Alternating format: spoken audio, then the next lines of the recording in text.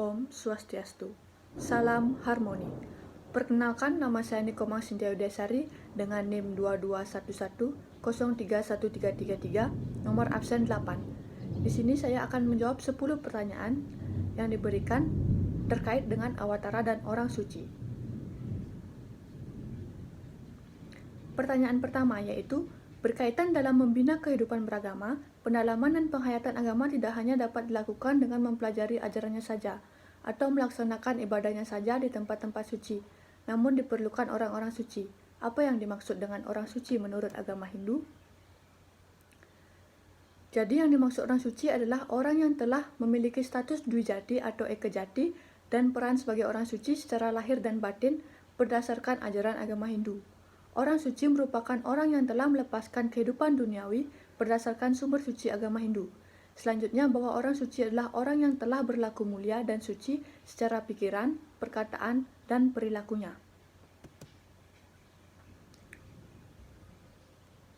Pertanyaan kedua yaitu, peraturan dalam agama Hindu menegaskan bahwa yang mempunyai kewenangan untuk memimpin suatu yajna adalah orang suci atau orang bijaksana, yang dalam hidupnya telah melakukan penyucian lahir dan batin. Jelaskan cara penyucian tersebut. Jadi, penyucian tersebut namanya madiksa. Madiksa adalah upacara penyucian diri secara lahir dan batin dari seorang wilaka atau orang biasa menjadi orang suci, pendeta atau sulinggih. Madiksa disebut juga dengan Madwijati, yang artinya kelahiran yang kedua kali. Seseorang yang akan menjadi pendeta wajib mengikuti upacara ini, karena akan memberikan pengajaran bagi dirinya sendiri dan juga orang lain. Selanjutnya, pertanyaan ketiga yaitu, orang-orang suci agama Hindu sangat besar perannya dalam kehidupan beragama. Mengapa demikian? Hal itu karena keberadaan orang suci agama Hindu bukan semata untuk hal atau kepentingan bagi orang suci Hindu saja, tetapi keberadaan orang suci untuk kebutuhan, kepentingan, maupun demi untuk pelayanan kepada umat Hindu secara umum. Ada peran mulia dan suci bagi yang berstatus sebagai orang suci Hindu, yaitu peran sebagai rohaniawan Hindu dan peran sebagai guru suci yang mengajarkan ajaran agama Hindu kepada umat yang beragama Hindu.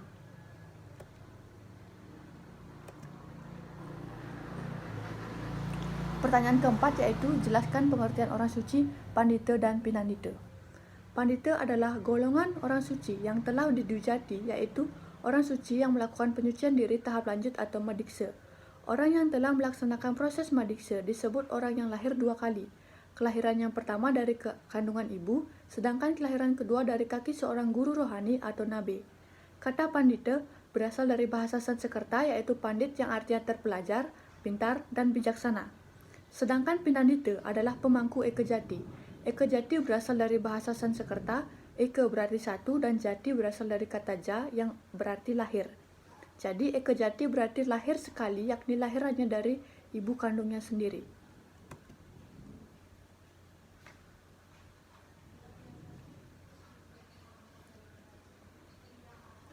Pertanyaan kelima yaitu, jelaskan sasana dan wewenang orang suci. Dalam agama Hindu, sasana atau kode etik yang mengikat ini mendapat tempat yang paling utama karena di dalamnya tercermin nilai-nilai etika keagamaan yang selalu dipatuhi.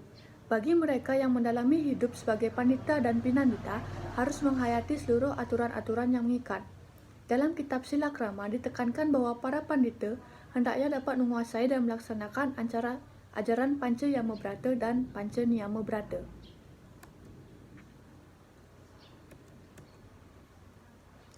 Selanjutnya yaitu wewenang pandita dan pinandita. Yang pertama, pandita. Seorang pandita mempunyai wewenang untuk memimpin upacara yajna. Kewenangan ini dimuat dalam lontar Bhisma Parwa, Udyoga Parwa, Momantaka, Brahsasana, dan Silakrama. Dalam lontar Udyoga Parwa menyebutkan karena pandita telah memiliki ilmu kerohanian yang sempurna dan tinggi, maka beliau pun dapat menyempurnakan pihak lain seperti memimpin suatu upacara yajna. Selanjutnya yaitu pinandita. Wewenang pinandita yaitu yang pertama menyelesaikan upacara buta yajna sampai dengan tingkat menggunakan caru pancasata. Yang kedua, ngantep upakara pada upacara atau yajna tertentu di lingkungan keluarga dengan tirta pemuput dari pandita. Dan yang ketiga, istilah yang digunakan oleh pinandita adalah ngantep bukan muput. Pertanyaan keenam yaitu jelaskan riwayat singkat orang suci agama Hindu. Dalam sejarah peradaban dunia, orang suci secara umum dikenal dalam agama Hindu yakni dengan nama resi. Para resi ini merupakan orang yang dalam agama Hindu yang berhasil menerima wahyu dari ide Sang Yang Widiwasa. Orang suci atau para resi yang pernah menerima wahyu dari Dewata atau Brahman, yaitu yang pertama Gretsamada, yang kedua Wiswamitra, yang ketiga Wamadewa, yang keempat Atri, yang kelima Bharadwaja, yang keenam Wasista, dan yang ketujuh Kanwa.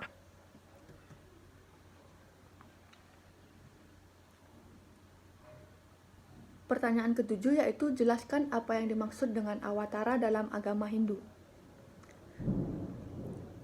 Secara etimologi, awatara adalah inkarnasi Brahman atau Tuhan Yang Maha Esa yang turun ke dunia, mengambil suatu bentuk dalam dunia, guna menyelamatkan dunia dari kehancuran dan kejahatan, menegakkan dharma, dan menyelamatkan orang-orang yang melaksanakan dharma atau kebenaran.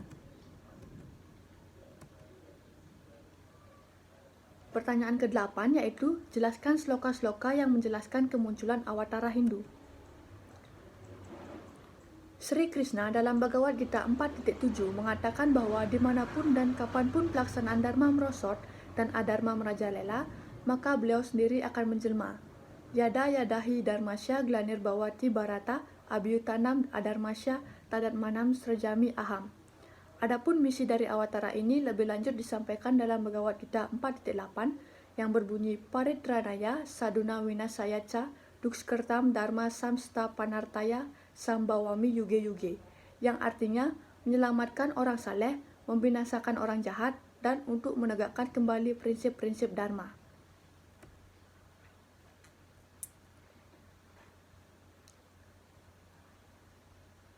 Pertanyaan ke-9 yaitu sebutkan dasa awatara, 10 awatara Wisnu dalam agama Hindu. Yang pertama ada Matsya Awatara, yang kedua Kurma Awatara, yang ketiga Waraha Awatara, yang keempat Narasima Awatara, yang kelima Wamana Awatara, yang keenam Parasurama Awatara, yang ketujuh Rama Awatara, yang kedelapan Krishna Awatara, yang kesembilan Gautama Buddha Awatara atau Buddha Awatara, dan yang ke-10 adalah Kalki Awatara. Selanjutnya pertanyaan 10, jelaskan jenis-jenis awatara. Jenis awatara yang pertama yaitu Lila Awatara. Lila Awatara adalah awatara yang sering ditampilkan dalam kitab-kitab Purana, seperti Dasa Awatara dan awatara lainnya. Awatara tersebut turun secara teratur ke dunia dari zaman ke zaman untuk menjalankan misi menegakkan dharma dan menunjukkan jalan bakti dan moksa.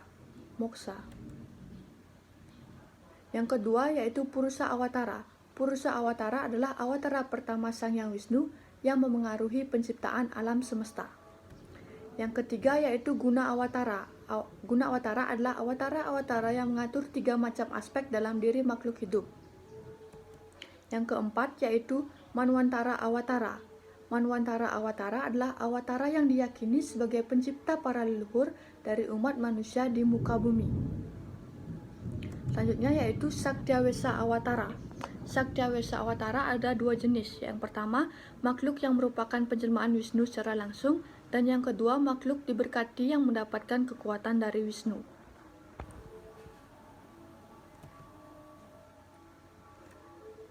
Baik, sekian dari saya. Mohon maaf jika ada kesalahan. Saya tutup dengan Paramasanti. Om Santi Santi Santi Om. Salam Harmoni.